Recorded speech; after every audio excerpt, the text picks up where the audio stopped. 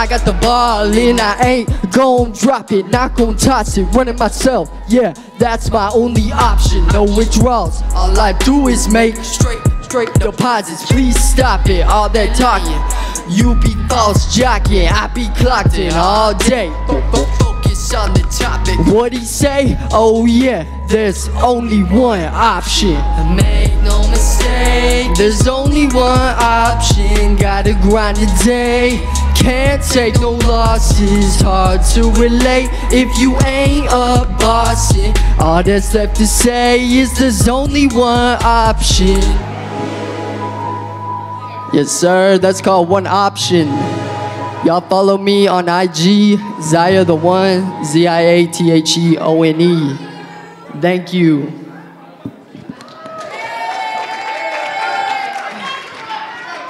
I ain't got no more.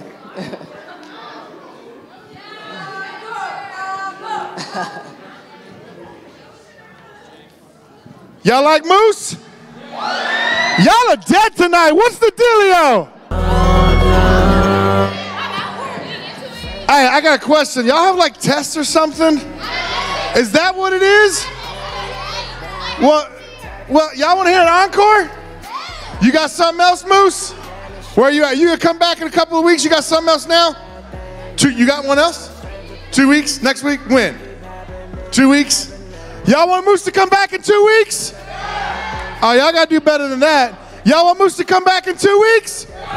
All right, then 2 weeks it is. Hey, do me a favor. Before y'all sit down, I need everybody to stand back up, come down here real quick. What y'all doing sitting down over there? Y'all come on up here real quick. Are y'all ready? Nick's sitting down on the ground. Check it out. Here's what's going down. Y'all ready for this? I need y'all to do me a favor. I need you to do me a huge favor. Can you say, Pastor James, I'll do you a huge favor? Okay, I'm so glad that you said that, Blessing. Come on up. Everybody say, hi, Blessing. Everybody say, what a blessing. Now, go ahead and tell everybody what your name is, Blessing. Blessing. Oh, your name's Blessing. I forgot. Now, what school you go to? South Grand Prairie. South Grand Prairie. Now, what grade are you in? I'm a senior. You're a what? Senior. She's a senior. That means she's a senior citizen. No? Is that a bad youth pastor joke? That's a dad joke. So you're a senior and you are going to South Grand Prairie. How many of y'all go to South Grand Prairie?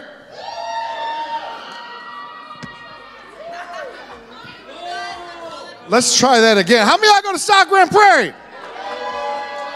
Oh, y'all are all booing over here. It's all good, but you know what? Here's what we're going to do. Here's what we're going to do. I'm putting Blessing on the spot tonight, and she's going to pray for tonight's service. Oh, why'd you do that? Come.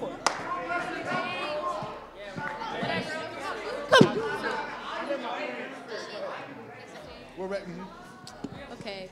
Jehovah God, we come to you in the name of your son, Jesus. We pray that you just lift our hearts tonight and you just watch over all of us. And whoever needs it, I pray that you touch them the most. And I pray that you just be on our side and you let worship get to us and we take it all in. In the name of Jesus, we pray, amen. Amen. Now, before y'all go anywhere, I need everybody to put their hand up in the air like this. Now, can you do this for me right here? Go like this. Go like this. Okay. Now, I need you to do this right here. And then I need you to do this right here. And you connect with someone else's hand. Oh, okay. I need 10 high fives. I need 10 high fives. No one's going to give me a high five. I got 1. I got 2. I got 3. I got 4. I got 5. I only got 5. I got 6. I got 7. I got 8. I only got 8. I got 9. I got 10. That's what's up. I got 11. Welcome, Luis. Welcome, Luis. Everybody say, what's up, Luis? All right, you guys can grab a seat. I got a couple announcements. Pastor Sam, are you in the house tonight? Is Pastor Sam in the house tonight? There he is. Everybody give it up for Pastor Sam. Man, they are dead, dude. Like Lazarus dead, you know, like we need to raise him from the dead. These lights are bright. Bro, these lights are bright. What's that? We got tickets. Wait, everybody, did you hear that? Pastor Sam got a ticket. Did you get a ticket or do you have tickets? I'm not giving these tickets. Oh, you're not giving Wait, so it's not like a speeding ticket? No. Oh, what kind of ticket is it? It's to our next show. Time out. Rewind, flag on the play. Your next show. Yeah, we had 2 shows coming up. He's got 2. How many of y'all heard of ATO? So who's ATO opening up for? So March 17th. When? March 17th. When? March 17th. It's like a broken record. I like it. March 17th. We're opening up for No Big Deal. No big deal. That's no big deal. Not a big deal. He's not a big deal. No big deal. Yep. Y'all ever heard of No Big Deal? Yeah. Okay. They have. They just don't know it. They have. We play it. April 4th, we're opening up for Social Club. Time out. Rewind. Social Club. How y'all know Social Club? Okay. So March 17th, you're opening up for No Big Deal. And April what? 4th. When? 4th. April? 4th. When? April 4th. April? 4th. He's opening up for Social Club. How many of y'all want to go see Social Club and see ATO open up? Go ahead and tell them about what you got in your pocket there.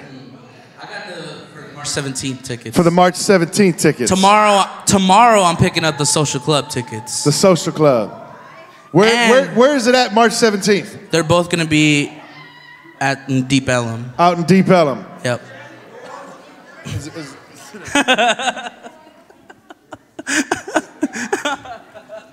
That was hilarious. No.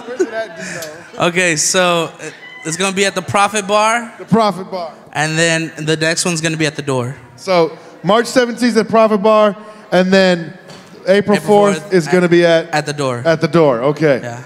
It's all good. Y'all going to go out and see them? Yeah! If you want more information, where do they go to get that information? You just hit me up. Hit them up. So you walk up to them and you hit them up, right? Yes. Is that what you do? Easily. No? Easily. Press the like button. Press the like button. Because it's a heart, you see? I see what you did. Okay. You see what You want did to do some announcements? We got some announcements. We do have some announcements. Y'all want some announcements? Who wants announcements? Who wants to know what's happening here at Hype? Logan does. Thank you. Logan, you're the man. You get 50 points, Logan. You get 50 points. What do the points go to? Absolutely nothing. You know what he's won? A lifetime supply of free air. And thumbs up. And thumbs up. All right, so what are some of these announcements we got coming down the pike? I know that one of them is camp. Camp, yes. That's a big one. It's a huge one. It's a huge one. It's going to be huge. Huge. Huge. Believe me, it's going to be huge.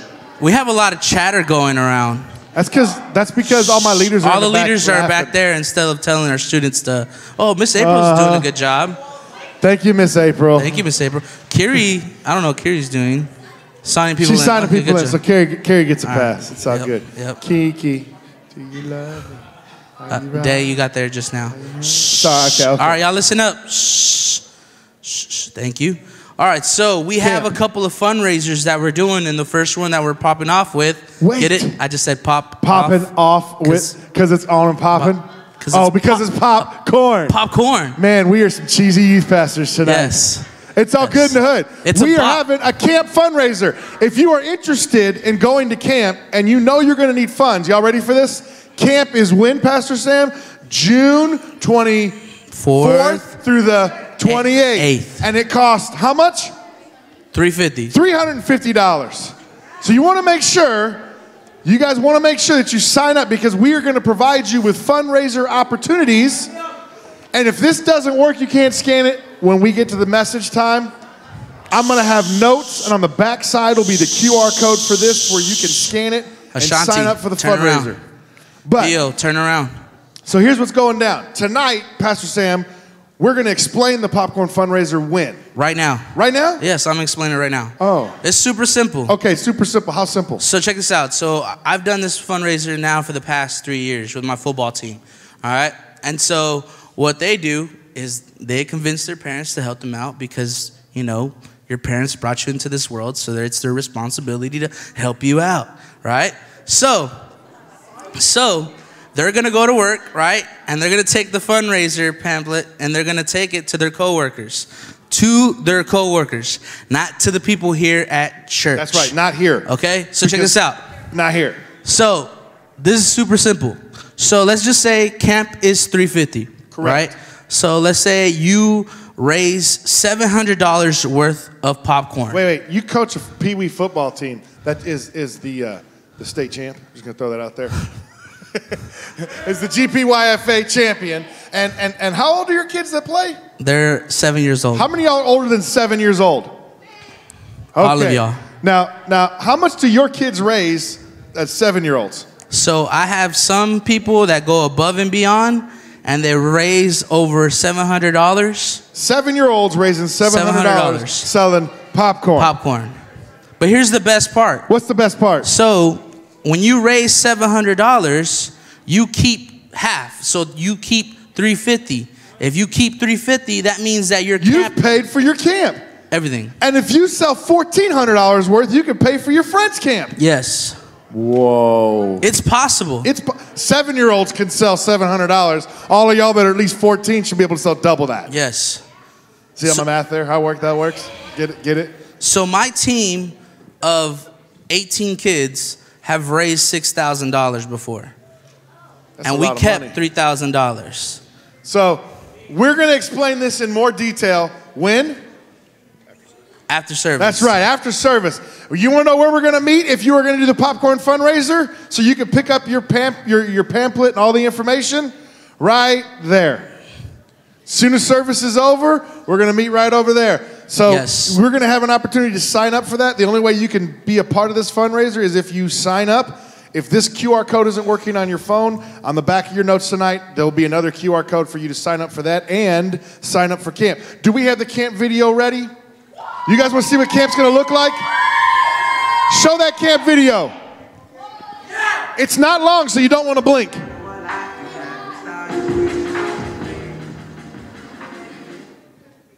It's working.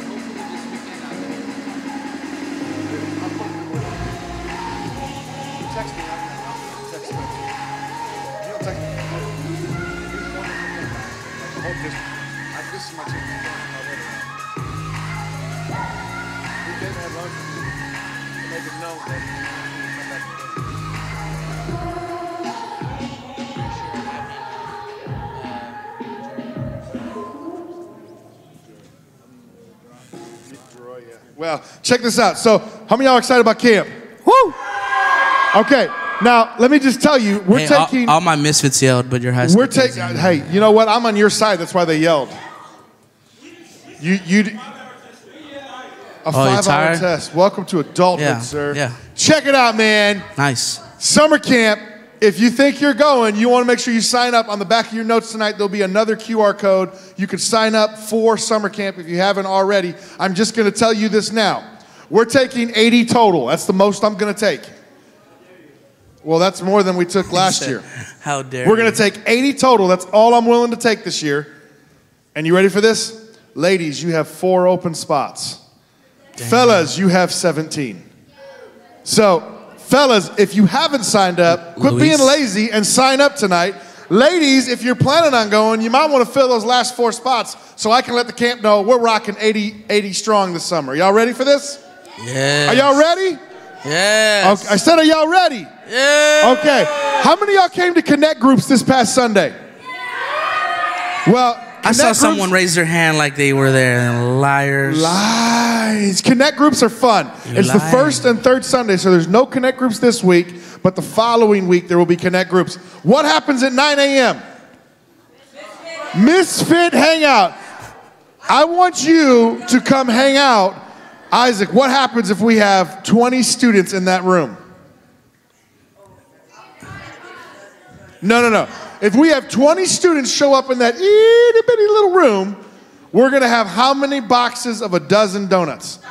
5 dozen donuts. That is a whole lot of donuts. And tacos. And Pastor Sam's throwing in tacos. Who says? Pupusas. Bro,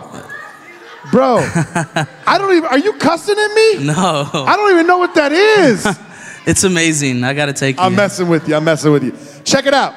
This Sunday, 9 a.m., Misfits, you need to show up and show out. Be here. You know what happens when we fill that room up and there's no more room? How many did we have last Sunday? We had 17 total. 17. 17 That's our Misfits. new record. That's our new record. That is your new record. But you know what? I know the hangout is at 9 a.m., but you know what it does? It gets you here. We get to hang out. We get to have fun. Sometimes we play games. Sometimes we talk. Sometimes we talk smack. Sometimes I take Isaac and put him against the wall upside down. But you never know what's going to happen if you're not there. So you want to make sure you show up 9 a.m. Now, Pastor Sam, I know this is for Misfits, and we're not announcing it. We're not. Right? But it's for Misfits, yes. right? So if somebody else shows up, are we going to kick them out? No. We're not going to kick them out. Okay. So 20... Now, I'm just telling y'all, 9 o'clock, maybe y'all didn't catch that hint. Isaac, you should have caught that hint by now.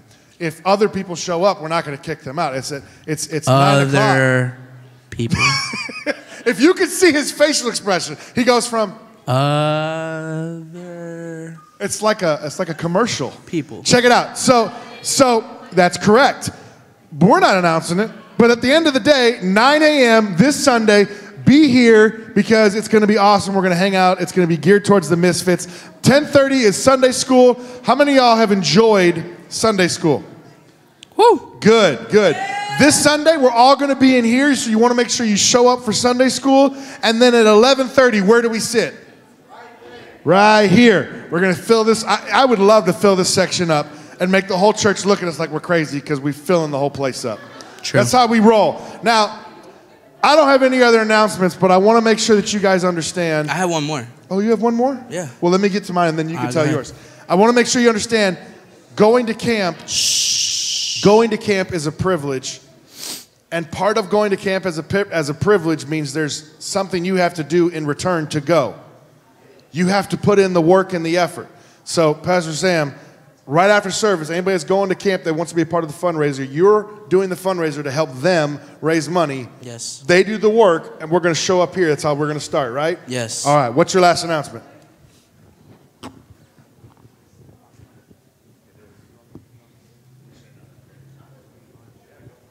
Hey, Brian, can you put that banner up? Check it out. Parent night is March 27th. Do you know what that means? What are you doing? Put it back up. Do you know what that means? Who knows what 713 is? Who's looking forward to it? Check it out. Who's invited their parent? Nobody's invited their parents. What? Because it's the first time we're doing it. You want to make sure that you start inviting your parents. Let me tell you what happens if your parents show up. Shh. Listen. This is the first time I've ever done this. If your parents show up on March 27th. How many are you going to give them? I'm going to give you 20 entries right off the bat for your parents showing up here March 27th.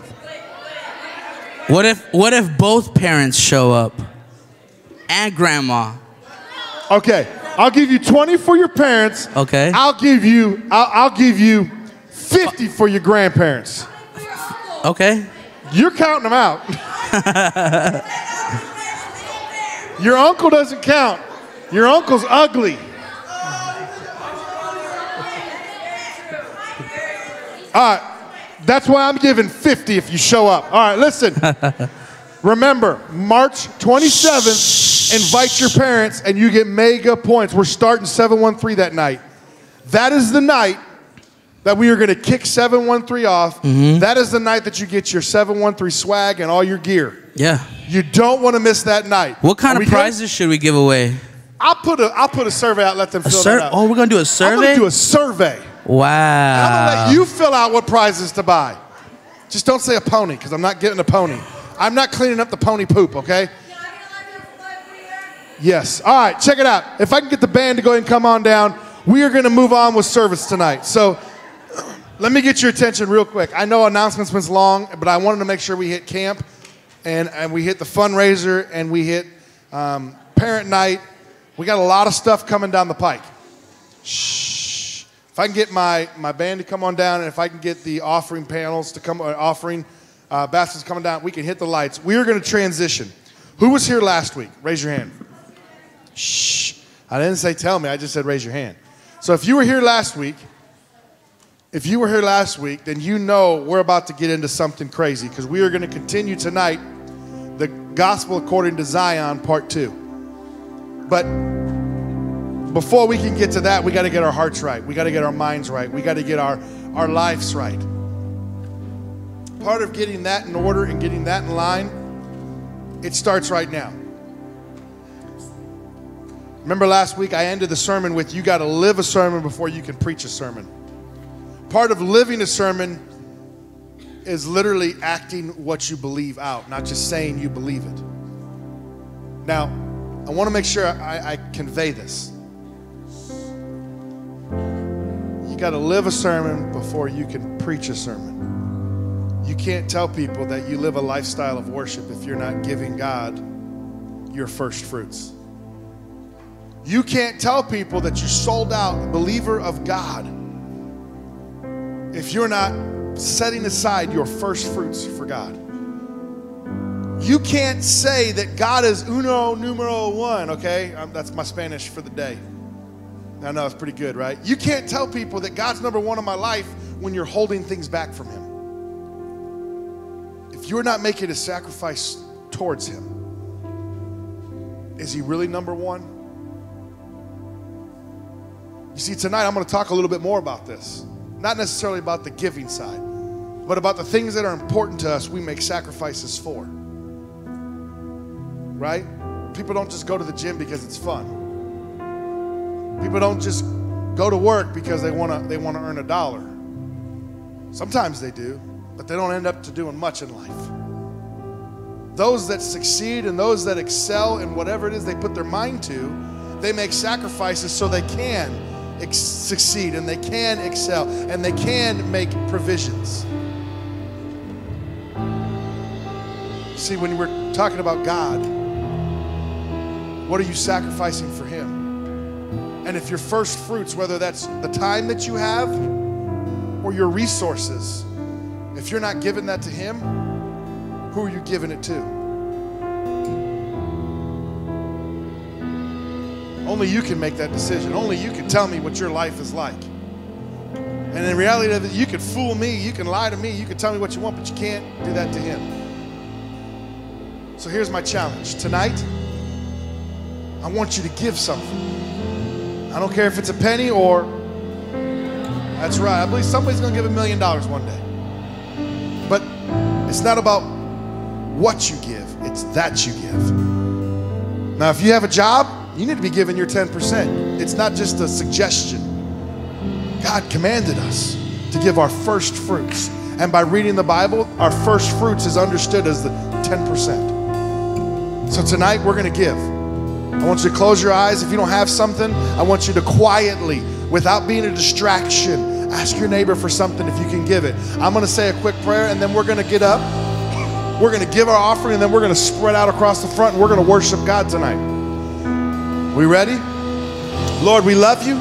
We praise you. God, I ask that your will be done tonight.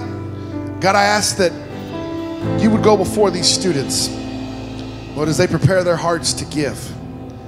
Lord, as they begin to start their time of worship right now while they're in their seats, worshiping you with the joys to give.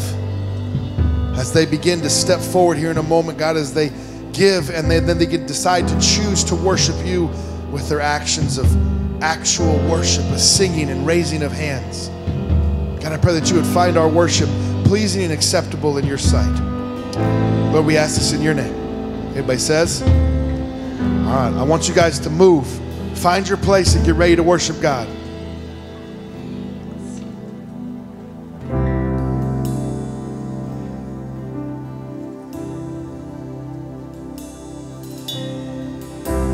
You were the Word at the beginning.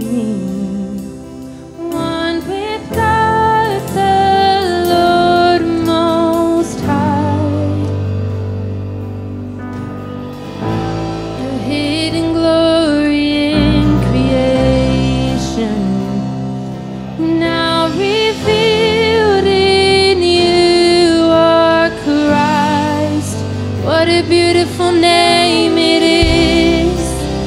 a beautiful name it is, the name of Jesus Christ, my King. What a beautiful name it is, oh, nothing compares to this. What a beautiful name it is, the name of Jesus.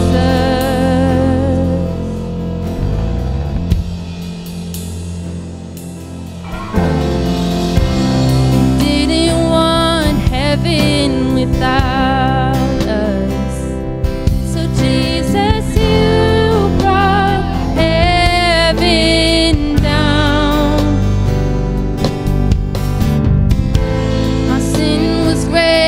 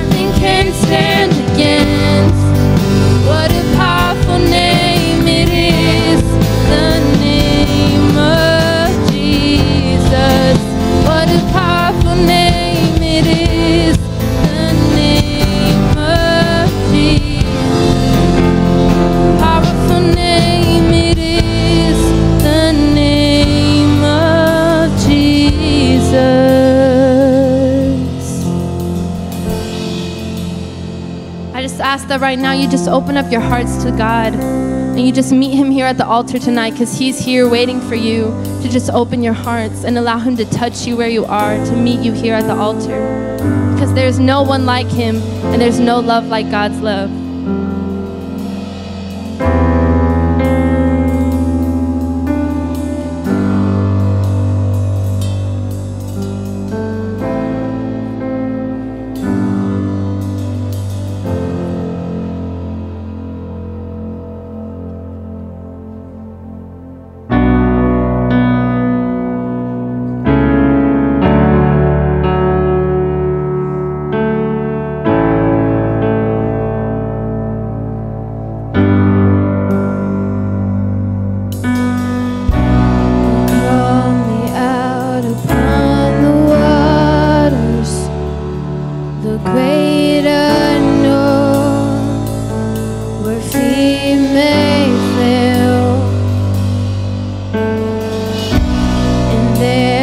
Find you in the mystery, in oceans deep, my faith will stand.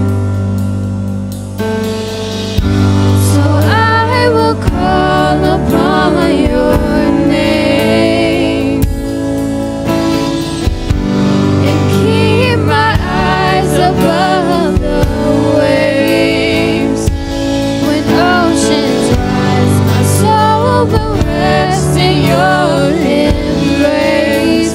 For I am yours, and you are mine.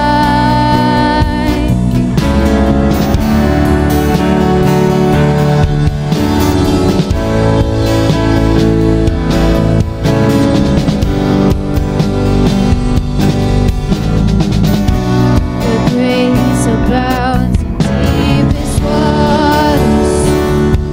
Your sovereign hand will be my guide.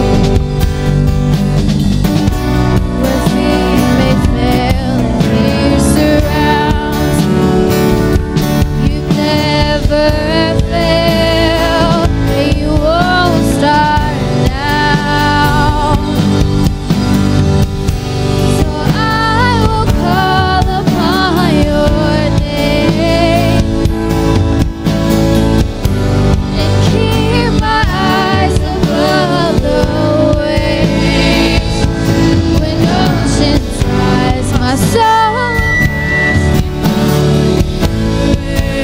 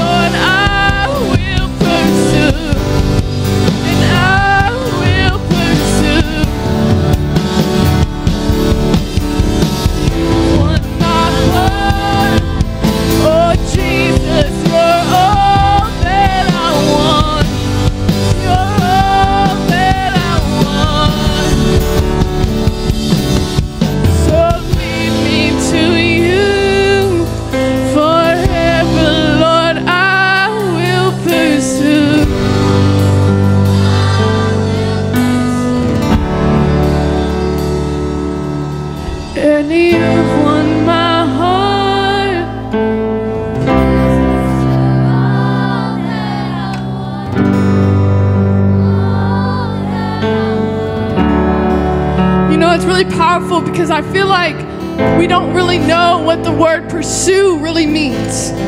It means no matter what happens, no matter how hard it gets, I will continue to pursue you. I will continue to strive in you. I will continue to go for your name just like you went for mine. We do it because he did it for us first, right? So when you're singing these songs, oh, lead me to you forever, Lord. I'm going to pursue your heart. Forever, Lord, I'm going to pursue you because you pursued me. You showed me that great love, and I want to be just like you.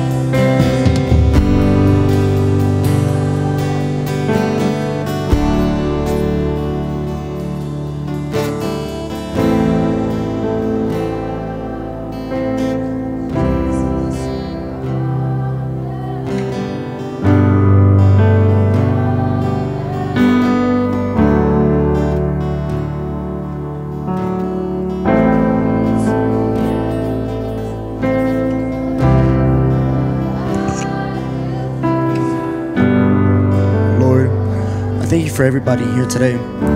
I pray for everybody here today that they come closer to you. I thank you on a personal note for bringing my family back together after 5 full years. bringing my uncle back into our lives and showing him the light. I pray for you to show everybody that you are the way of just to go through life. I hope you bring Pastor James right to preach today, and in your name we pray. Amen.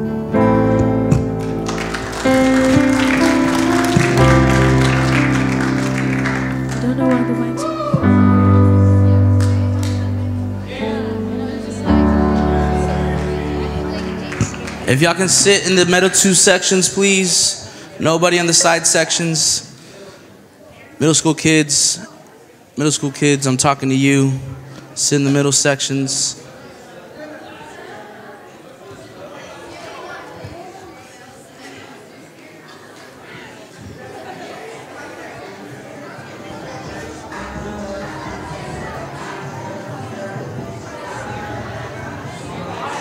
Casey, get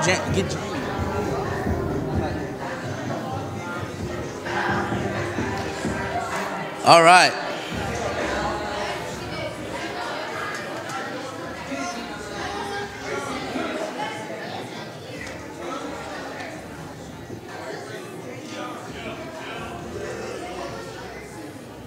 All right, guys.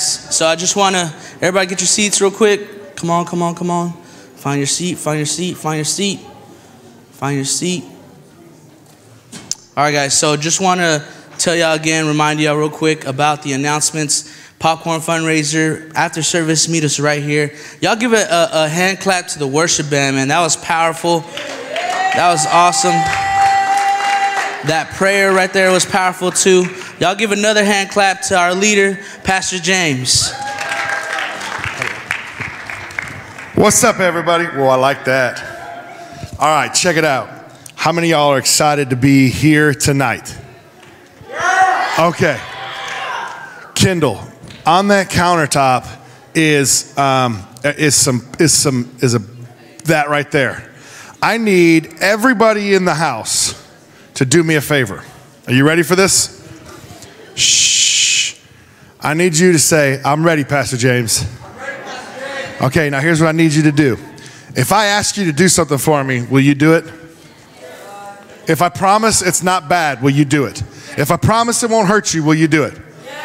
If I promise you it'll be worth it, will you do it? Okay, here's what I need you to do. I need everybody to stand up. Wait. No, don't stand on your chair. Now I need everybody to spread out. Here's what I need. If you took the one-on-one challenge, I want you to put one chair for every person you wrote down. Leave one chair between you and the next person. Go. Wherever you want to sit. Now, leaders in the back, I got markers and I got those. In just a minute, I'm going to have you pass those out. Okay, shh. I need one space, one seat between everybody at a minimum. Leaders, help me out with this. I need one seat minimum between everybody in this place. Leaders, can you start passing those out? Now, real quick. Shh. This is important because it's part of my sermon tonight. Shh. Okay. You need space. You need space. I need space right here. I need everybody to have space. Here we go. One seat at a minimum between you and the next person. Can you grab those markers? And I want you guys, everybody, I'm going to pass out markers and I'm going to pass out a piece of paper. And I want you to really quick, listen. Shh. Don't pass anything out till I give instruction. Listen. Shh. I need one chair between all of y'all. One chair. Leaders, if you can help me with this, please go through and make sure there's nobody sitting next to each other. Okay, listen. Shh. I need the markers, get ready to be passed out. I'm going to pass out a Post-it sticky note. Really, Josh? Hey, that's your only warning tonight, bud. Okay. My leaders are going to pass these out. Let me see one of those. This right here is what my leaders are going to pass out. Listen, I want you to take this and I want you to listen very clearly and very closely. I want you to take this and I want you to put it on the chair next to you. This is my chair. You can't put it there. That's mine. That's mine. We're gonna put. No, stop. I didn't hit you that hard. All right. It's all good in the hood. He's going to end up with the plug in his hair at camp. So, this right here is his chair. Now, what you're going to do is, don't tell him. He'll find out in the hard way. What you're going to do is you're going to take one of these markers carefully. You're going to write your friend's name that you put the one on right here. Because I want it on there. I want you to get out of your seat and write it on there. Are we on the same page? Okay. Go ahead. Start passing them out. Markers, go ahead and start passing those out. Please do not do this with pen. Do this with a marker. When you're done with the marker, pass it to the next person. And I want you to put it on the chair. And I want you to write their name. And then I want you just to come and face me.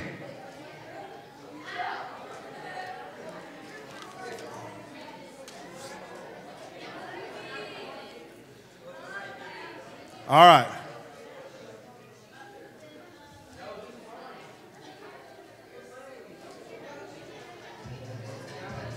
No, you don't need music. It's okay.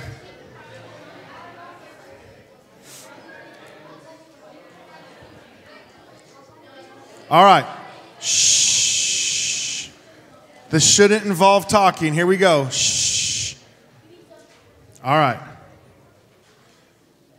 Who's passing the markers out? All right. When you're done with your marker, pass it to the next person. Colton, make sure you pick up all the markers. Okay? All right.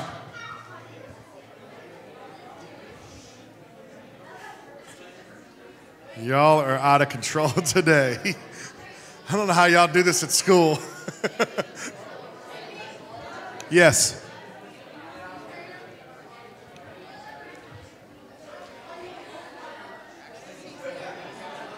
Oh, then you put it on your forehead.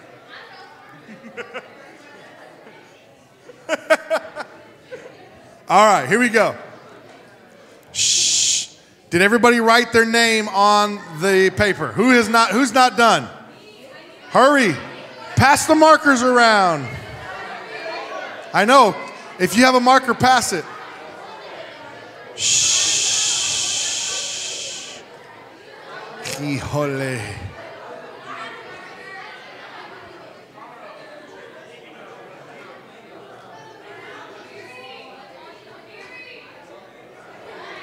All right, shh. Here we go.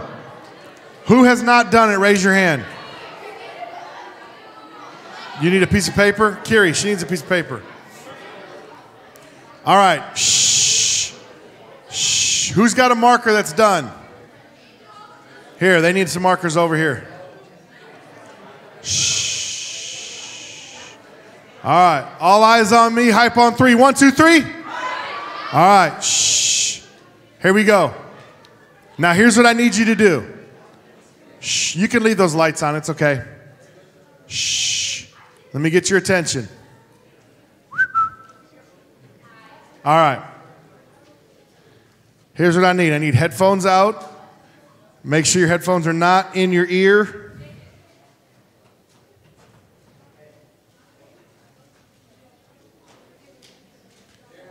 All right. Now that you have your name written in the chair next to you. Shh. Shh. Your friend, that's right, your friend's name in the chair next to you. Okay.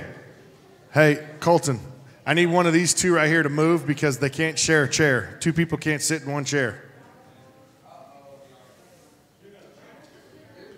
All right. Shh. Here's what I need. Don't look at me like that, Colton. All right. I want you to take your phone out. Listen closely. Shh. I want you to take your phone out. And I want you to take a picture of this person's right here. And then I want you to set it as your screensaver. Oh, is your friend's not worth it? Isaac, why does you have your name on it? Okay, shh. Take a picture of that and make it your screensaver. Just trust me. Trust me. Both. Shh. Both. All right. Shh. Tonight, we are talking about the gospel. Hey, leaders, lead. Tonight, we are talking about the gospel according to Zion. Play number 2. How many of y'all watch basketball and the point guard walks up and they'll yell a number? Play 2. Point guard is calling the shots. Play 2. Tonight, it's called the pick and roll. Pick and roll is a basketball fundamental play. Now, I'm asking you to pick your person last week, and tonight we're going to roll with it. Okay? Now that you've taken the picture of your one, right? You put it in the chair next to you. That chair represents where your friend should be sitting. Because you're doing what? Who took the one-on-one challenge? We're committing to take 1 minute a day to pray for our one every day, right? And look for one opportunity to reach out to them, correct? We haven't prayed for our one just yet. We're going to do that right now.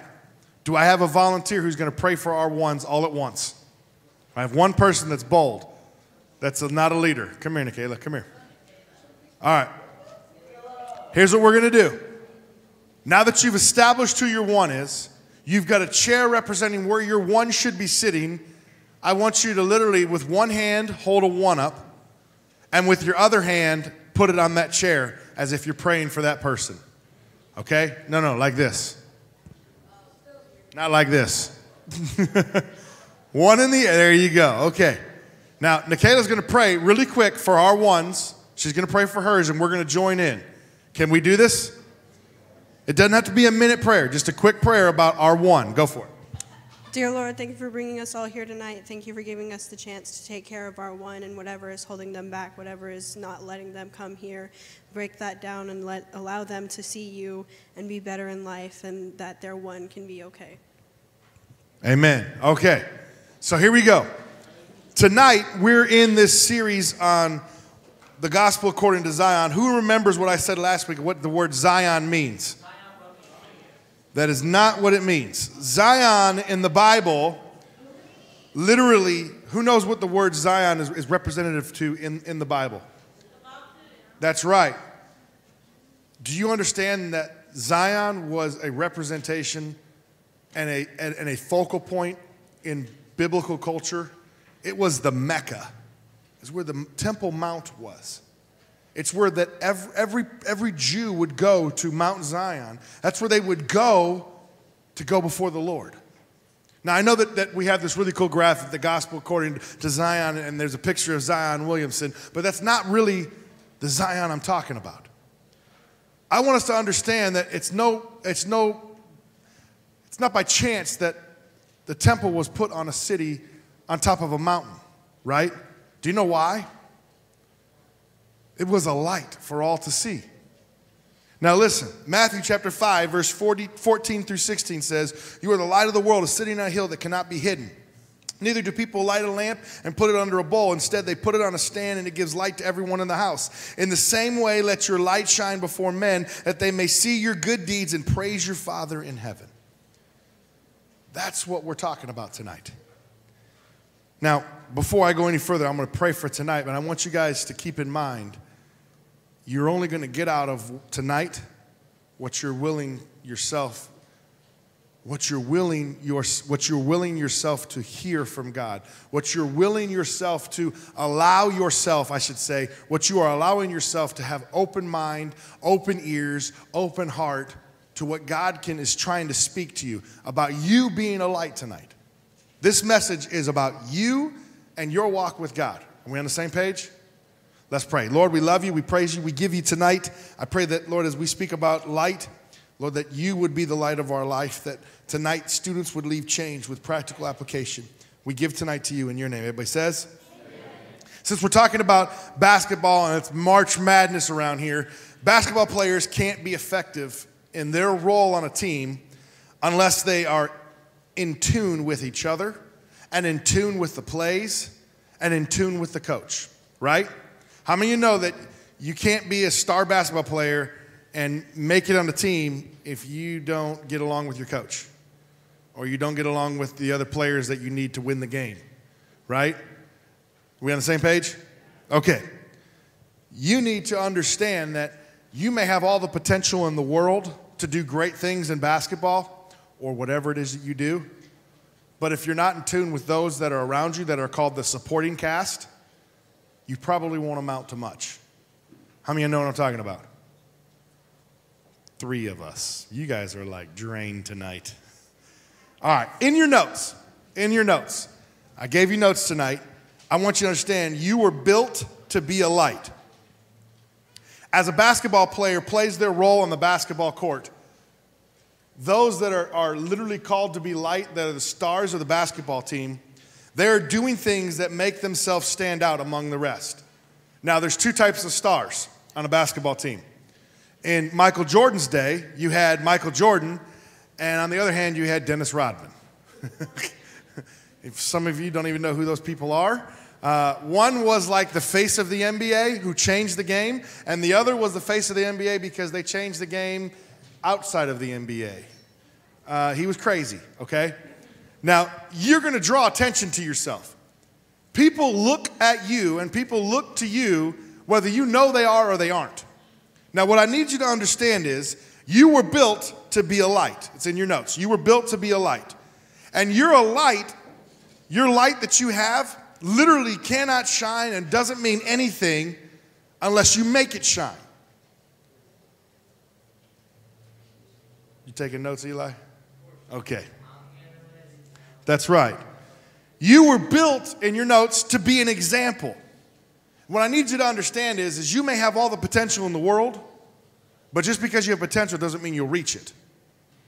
Just because you are called into ministry, you ready for this? The Bible says many are called, but few are chosen. Just because you're called into ministry doesn't mean that it's going to happen because you don't put the work in. I broke that down real simple there. You guys like that? That's like elementary, my dear. Just because you are called into ministry, or just because you're called and you have a gift and a talent, you may be the fastest athlete in the world, but if you don't go run the race, nobody knows it.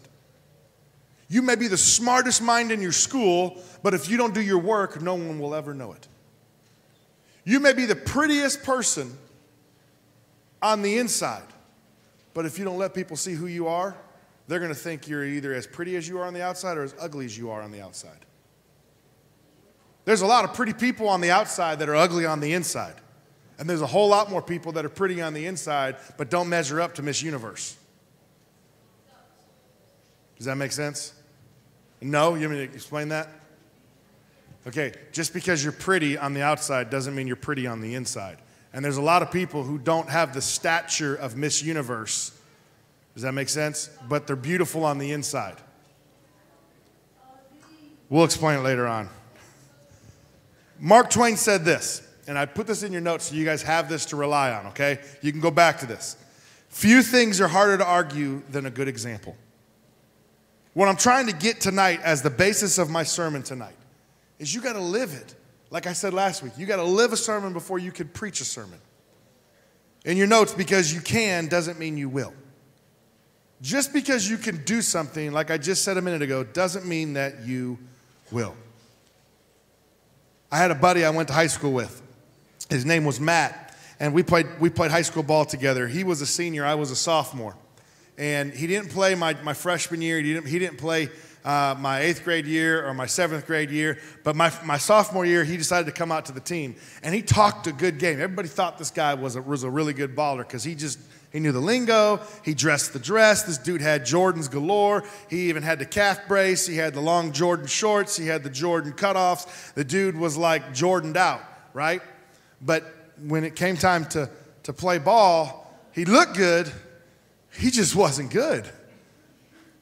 See, there's a lot of times people have this perception that if they look the part, they'll get the part. It doesn't work that way. You see, people want to see what you can do before they'll follow what you say you can do. Like, what I want you to understand is you tell people you're a Christian, but you don't live it. And then you get frustrated because nobody believes that you're a Christian.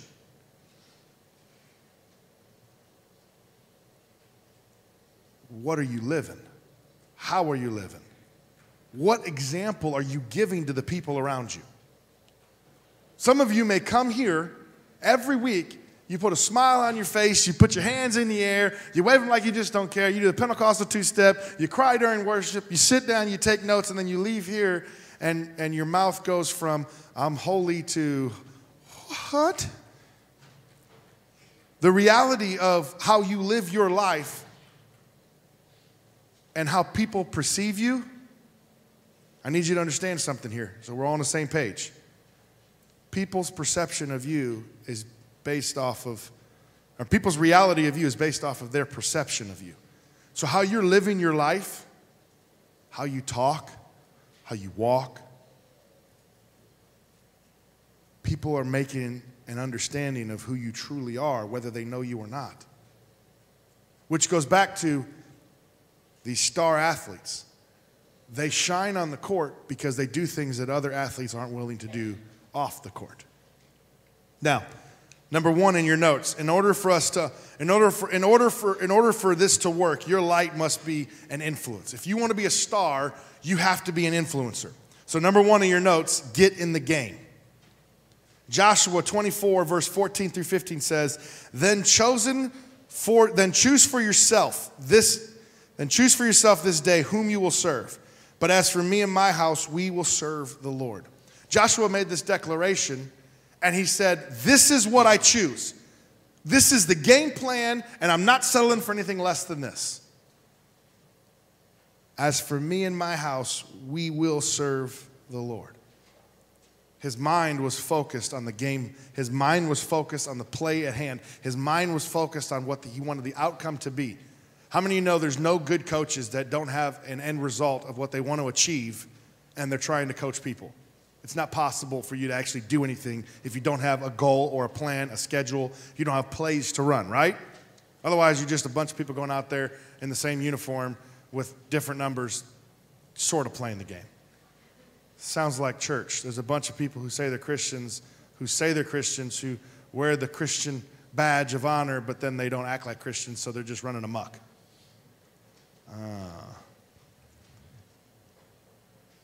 Joshua was literally declaring that he was going to make it and start with his home. He wasn't going to start with the world. He was going to start with his home. So tonight, get your head in the game. Get in the game and declare that your home is where you're going to start. How do you start in your home? They don't believe me when I tell them this is what I learn and this is what I do, because they see you for who you truly are at home, don't they? Maybe you should start changing who you are and how you act at home so they'll believe what you say you do when you're outside of home. As for me and my house, we will serve for the Lord. Start with your home. You have the potential, but if you may have all the potential in the world, all the skill, all the talent in the world, but if you are not in the game, you don't get a chance to shine. Scouts will never see your abilities on the court if you don't get in the game. Do you get where I'm going with this? Some of y'all are looking at me like you're totally confused, and a lot of you are just looking at me like you're tired. Okay, you're just tired. Okay. You got 3 choices in this world. You ready for this? 3 choices about this game that we're talking about. You can choose to not to serve God, that's A. B, you can choose to serve God secretly. Or C, you can make hell regret it. He said hell. I did. I'm talking about hell down there, okay? Now listen, you can choose not to serve God.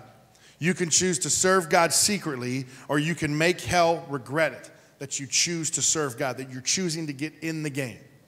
Now, what I need you to understand is no choice is a choice.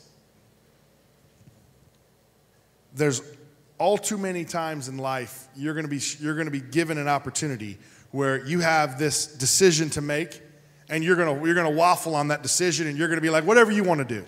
Like, if I was a smart businessman, I'd have a restaurant called I Don't Care, and you pick, and I'd have another restaurant called It's Up to You, That way, the husband knows where to take the wife, or the boyfriend knows where to take the girl. Because you girls waffle on the decision of where you want to eat. Listen, you know what my wife doesn't do anymore? If she doesn't pick, we go to Saljo's. Now, I love Saljo's pizza, but the reality is if you have Saljo's every Sunday because you don't want to pick, you're going to pick a restaurant really quick, right? Now we got kids, and so the kids pick. The problem with that is it's McDonald's every time because they want Happy Meals.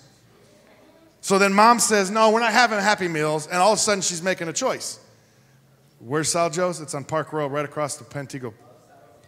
It's delicious. It's delicioso. Listen, no choice is a choice. In 1830, I know I've told this story before, so if you've heard it, bear with me. In 1830, there was a man named George Wilson. Anybody remember this story so far? Good. There's a man named George Wilson. He was convicted of robbing the United States mail and was sentenced to be hung. This is 1830, okay? President Andrew Jackson issued a pardon for Wilson, but he refused to accept it. You ready for this? The matter went to the Chief Justice Marshall, who concluded that Wilson would have to be executed, even though the president gave a pardon for his crime. You see, a pardon is a slip of paper. It's not like, oh, you're off the hook. A pardon is a legal binding document. It's a signed document that says you are no longer liable for what you did. Your crime has been washed and wiped away. On this paper wrote Marshall, you ready for this? The value of which is determined by the acceptance of this person to be pardoned. If it is refused, it is no pardon. On the bottom of this pardon, it literally stated that George Wilson had to literally accept the pardon. George Wilson was hung because he wouldn't accept the pardon. Why is this so important? Why am I bringing this story to life? Why am I bringing this to you tonight? Because no decision is a decision. You can choose, if you're George Wilson, to have a life and not be hung because you robbed from the United States Postal Service in 1830, and all you have to do is reach out and take that paper and say, I accept. Or you can be like him and be extremely stubborn and set in your ways and hard-headed and be hung for it. You see, the number one problem that happens in people's homes is we get hard-headed, we get stubborn, we get set in our ways, and it only gets worse as you get older. That's why Joshua said, as for me and my house, we will serve the Lord. You know what the Lord says about serving him in your home? When you're married, you don't go to bed mad before you discuss it with your spouse. When you're a dad or a mom, what God has called us to do is to make our sins right by explaining and teaching and then not doing, turning from what we did wrong. But instead, we have this entitled attitude where it's like, well, so-and-so made me do it. Like my son was running with markers and he fell and dropped them. And he blamed my daughter for him falling. And I said, she's over here. How did she do this to you? I slipped on her sock. She left the sock, but is that really her fault? She's 3. No. He's 8. He should have walked around it. Then he should have picked it up. It's not mom's job to be the butler. It's not mom's job to be the one to pick up your dirty clothes. It's not my job to make sure you see something on the ground that's this big, but you're going to blame someone because you made the mistake. Welcome to the millennial generation where it's everybody else's fault but mine. Listen.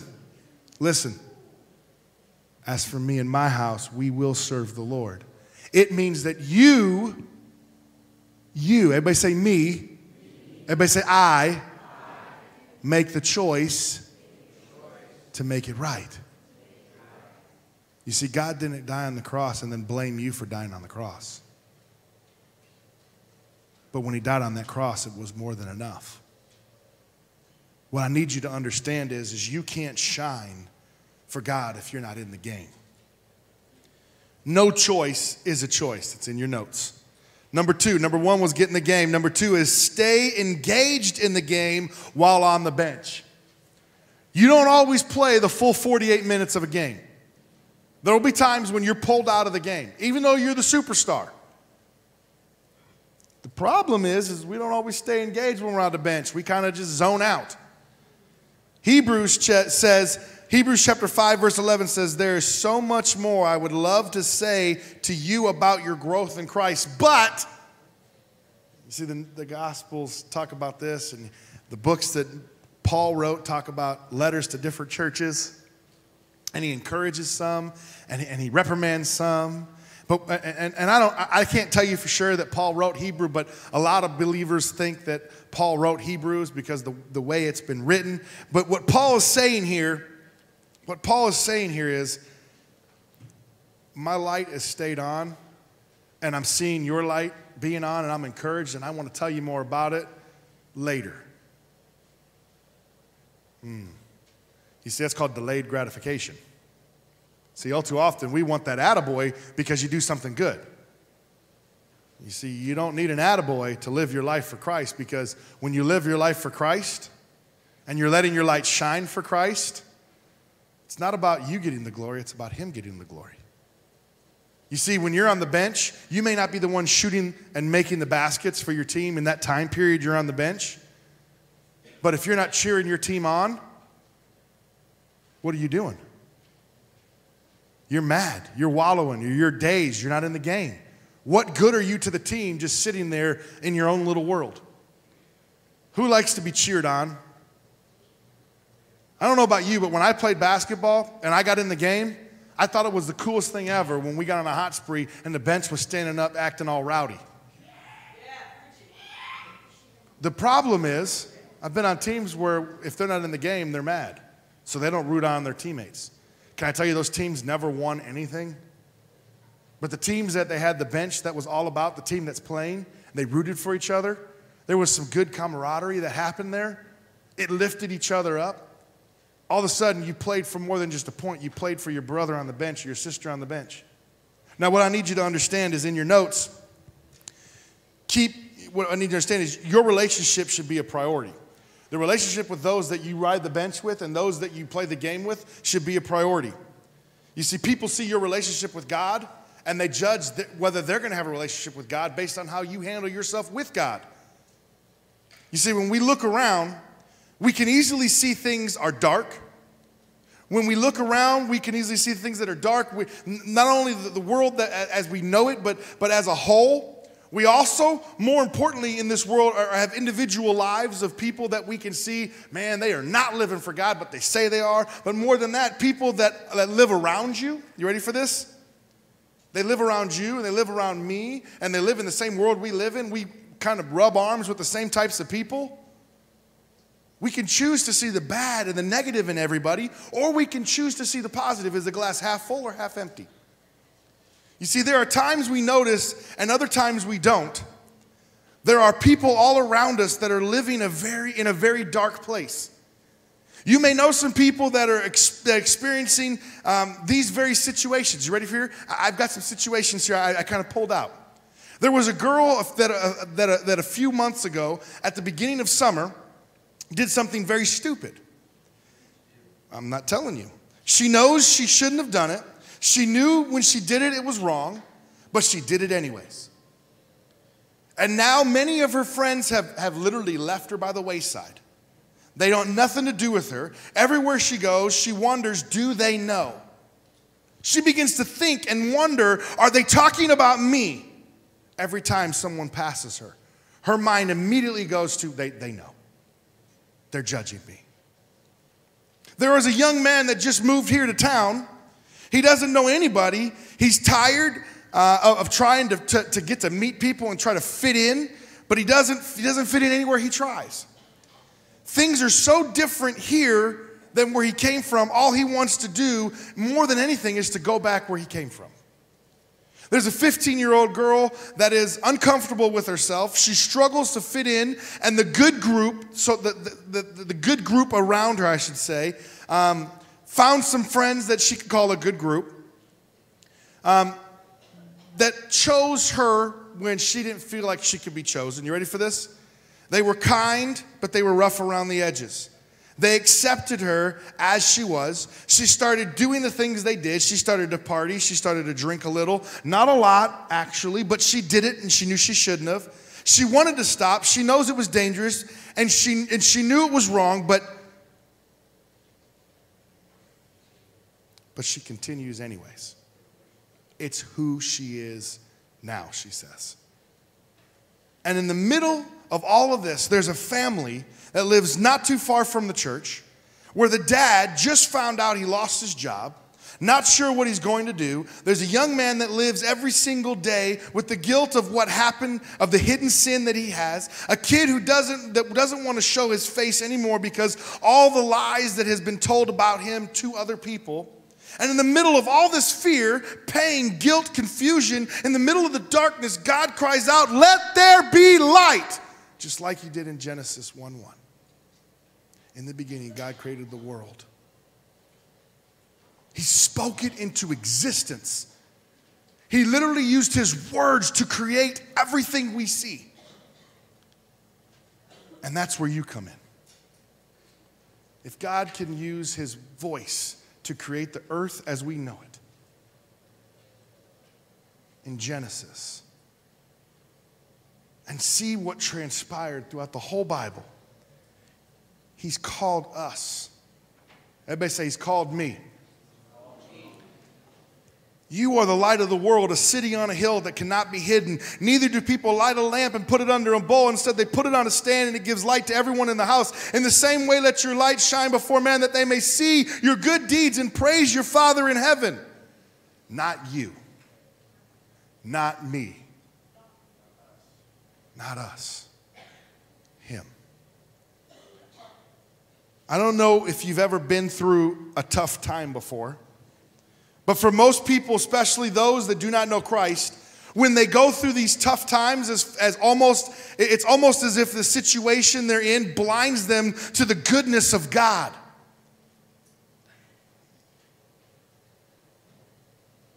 You ever had tunnel vision? You see, as a basketball player, most point guards that succeed and go to the next level, they don't have tunnel vision. And if they do, it's because they're really good at what they do and they're able to bypass the weakness of tunnel vision. But if you watch little kids play basketball, it's really funny because they get so much tunnel vision that the goal is right here, but they get the rebound and all they want to do is dribble the ball. So if this is where the goal is, when my son Titus would get the ball, instead of just getting the ball and shooting it, he would take it and he would dribble over here. And then he'd dribble over here, and then he'd dribble over here, and then he'd dribble over here, and then he'd pick his ball up and be like, I don't know what to do. I don't know what to do. And you've got 9 other players surrounding around him, screaming his name. I'm right here, I'm right here, I'm right here, I'm right here. And he's got so many people around him, he can't decide which decision to make. So he goes like this. The first person that has the same colored jersey as him, he just does this, here. And there's 9 other people around him fighting for that ball.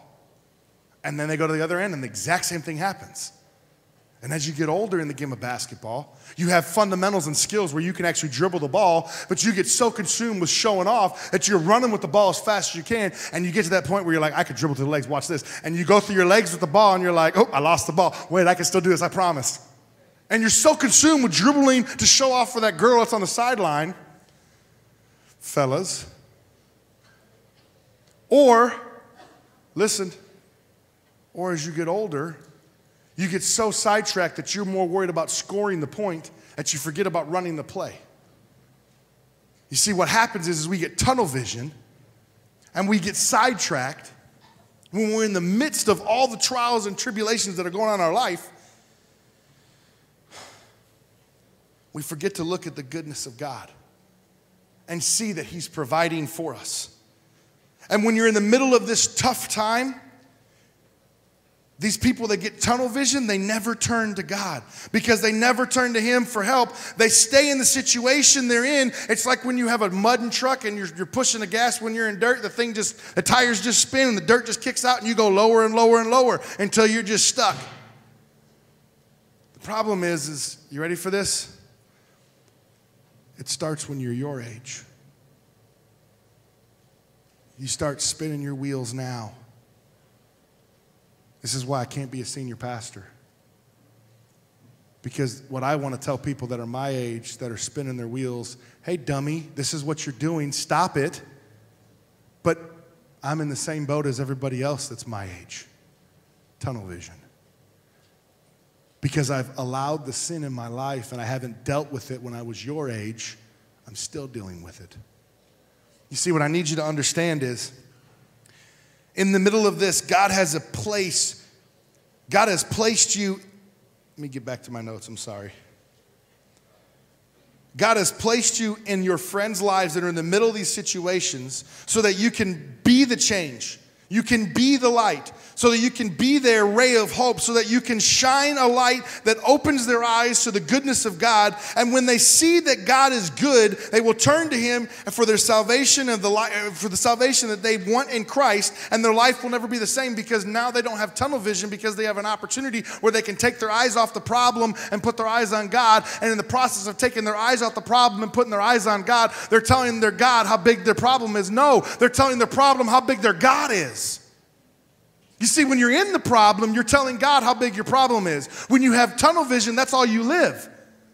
But when you don't have tunnel vision and you understand that God is the creator of everything, and He literally said, let there be light, you're telling God, listen, I know you got this. And you're looking at your problem and you're saying, you had me yesterday, but today you don't, because this is who I serve. This is my God. What problem is in your life? What Goliath is in your life that you're taking on, and you're like the children of Israel and you can't fight this Goliath because you're scared? You see, you are the light of the world. Your friends are looking for someone like you to shine that light so that they can find that light. But what does this look like? How do you live this light? How are you going to be the light to your world? How is this thing called being a light actually lived out? Sometimes it's living out by the simplest actions. You ready for this? Being the light is the simplest thing. A student gets, you ready for this? Gets in an accident. Parents, you ready for this? When you become a parent, or if you have parents and you start driving, you ever get in an accident? What did your parents say? You did what to the car? Would that make you feel like your parents are the light? Or would your parents, if they acted it this way, I'm just glad you're okay, we can deal with the car later? How would you feel in that moment? Scared?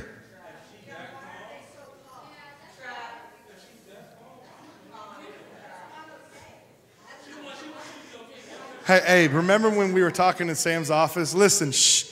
Remember when we were talking in Sam's office and you were telling me about our buddy over here and how he said, hey, he was driving down 663 or whatever it is, and the windshield got busted, and you're like, so this is what I did last night. Abe didn't tell me that his son, he got all mad at his son because the windshield got broken. He just said, hey, are you okay? Okay, I'll be right there to fix it. You see, what Abe did in that situation, you guys ready for this? Father, son. You ready for this? Abe was a father to his son in that moment. How? Well, yes, he's his dad, and yes, it's his job, but he was a father to his son in that moment because he showed the love of God to his son in that moment. That doesn't mean there's not a consequence. I don't know if there was. But the reality of it is, it may have been an accident, but he's more concerned about his son's safety than the vehicle. Are you more concerned about your friend's eternal salvation than looking cool? Listen. Here's another way it's lived out.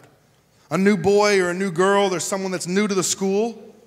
You ever see that person and you just walk past them because you're too cool for school? You don't want to ruin your reputation by hanging out with them. Literally being the light, you ready for this? Is walking at that lunch table and just saying, can I sit with you? A simple gesture of kindness. Or maybe it's students that come to your class ill-prepared because they don't have the funds to get what they need, and you see that they're lacking a pencil or paper or whatever it may be, and you're like, I got an extra one, man, here you go. Or maybe it's someone who visits Hype, and instead of just saying, hey, what's up, you walk them around and introduce them to people. You ever think about people that come here? They don't know what Hype's about necessarily. They don't know what you know about Hype. If you're visiting, I hope that you felt welcomed here at Hype. But Have you ever thought about making sure people feel welcomed by you taking them around to meet new people? Here's the thing.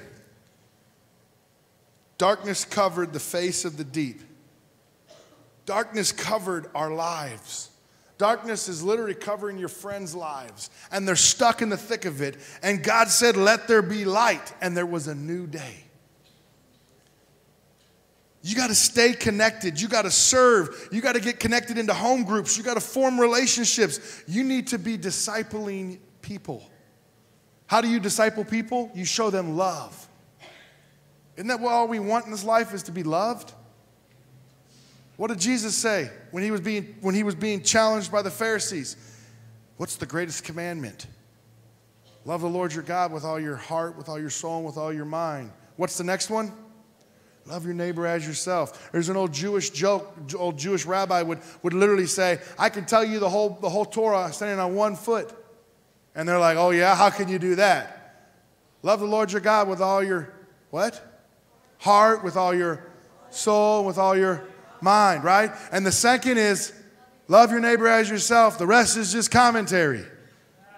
At the end of the day, if you do those two things, you're honoring what God has called us to do. You're being the light to the world.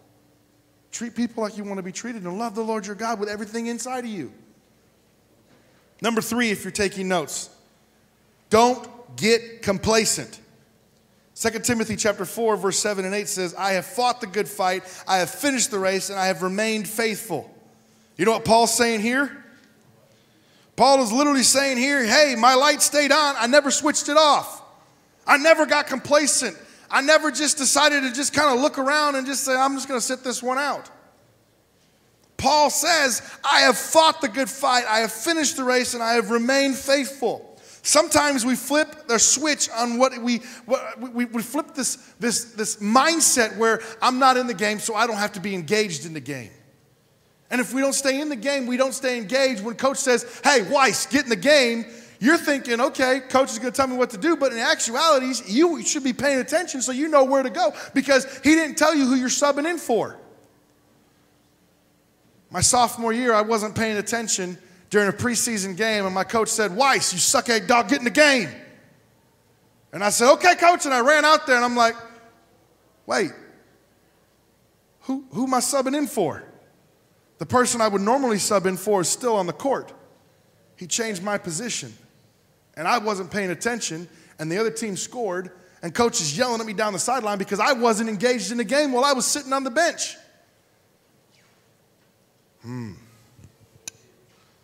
I ran a reminder on Monday. I'll tell you what that is later on. Sometimes we flip our switch or we just disengage from what we're doing. And Revelations 3 says you're either hot or you're cold. Because if you're lukewarm, he'll what? Spew you out of his mouth. In the world that is full of doubt, pain, suffering, broken dreams, I mean, you know how many times you're going to be told the word no by the time you're 18? It is a stupid number. It's like 17,000 times you're going to be told no. I'll look that up next week and I'll tell you what that is. I'll figure out what that number is because it's some astronomical number. And the amount of times you're told yes is like this many times. We should. You know how you change that? You tell people yes, Eli. Yes, I do. Don't ask dumb questions. In the world full of doubt, pain, suffering, and broken dreams, in the middle of the darkness, God says, let there be light, and he has called you to be that light. That light is me. That light is you. Everybody say, that light is me. We are the light of the world. We are a city on a hill. God does not want us to hide it, so let us shine our light to the people around us so they will see our good works and give the glory to our Father in heaven. Determined to shine your light everywhere you go. That's a choice. How many times you heard me say you are the sum of your choices? What you did yesterday and the day before that and the day before that and 5 years before that has made you into who you are today, right? And if you're the sum of your choices, if you choose to determine to be the light so that it shines everywhere you go, what will you be? This is an easy one, guys. The light. No, you're not. It's a real simple question. It's not a trick question. But here's the thing. Only you can control what you do. Only you can control what you do. So here's what I need you to do. In your notes, the last thing I'm going to give you is your light will either, listen, last thing in your notes is your light will help others live. But what's not there is, if you don't shine your light, who's missing out on it? You see, God's called you. And because he called you, your friend that's sitting next to you in your seat that's not here, that should be here, my question to you tonight is are you being a light to them? Or are you just kind of going through the motions, hoping that they see something in you that makes them want to be here? Can I tell you how I got to where I'm at real quick? You see, the church that I went to, where God got a hold of my life, the 3 people that asked me every week to come to the church, I told them no every week. You ready for this? My sophomore year and my junior year. 3 months into my senior year, I said yes. I told those people, I told 3 different people on a weekly basis. I told Andrew, I told Kenny, and I told Darius, no. They invited me to church every week. We were on the same basketball team. We were on the same football team. I was on the same golf team. I was on the same tennis team. I know.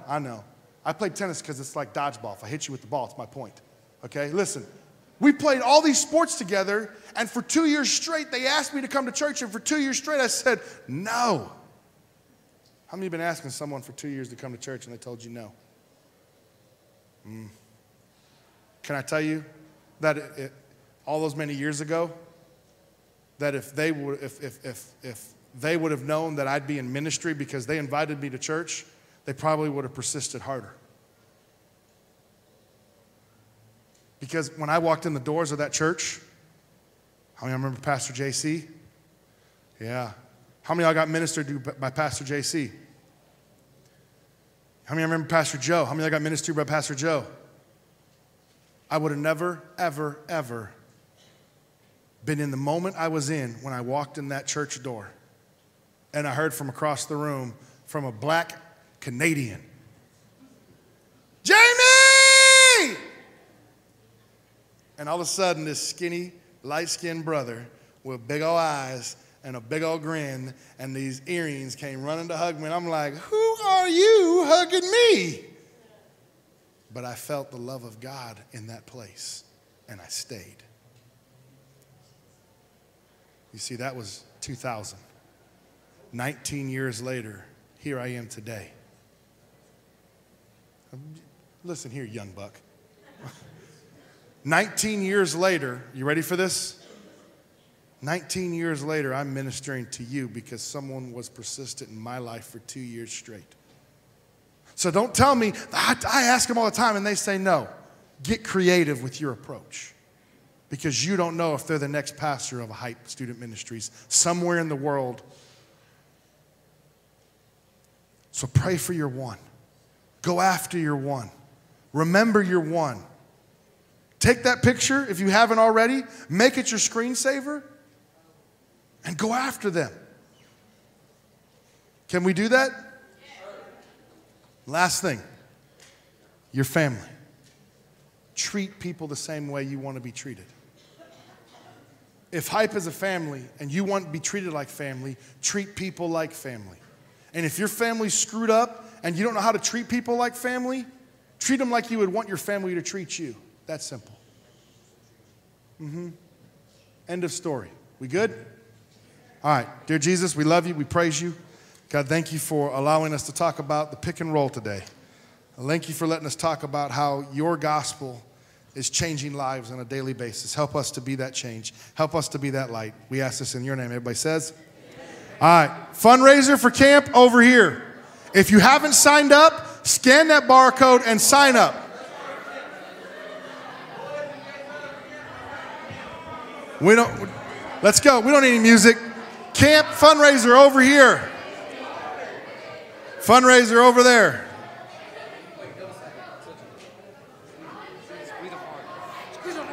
This is awkward. Yeah, thank you, thank you. Come from behind. Hit it from the back. I'm not gonna feel bad.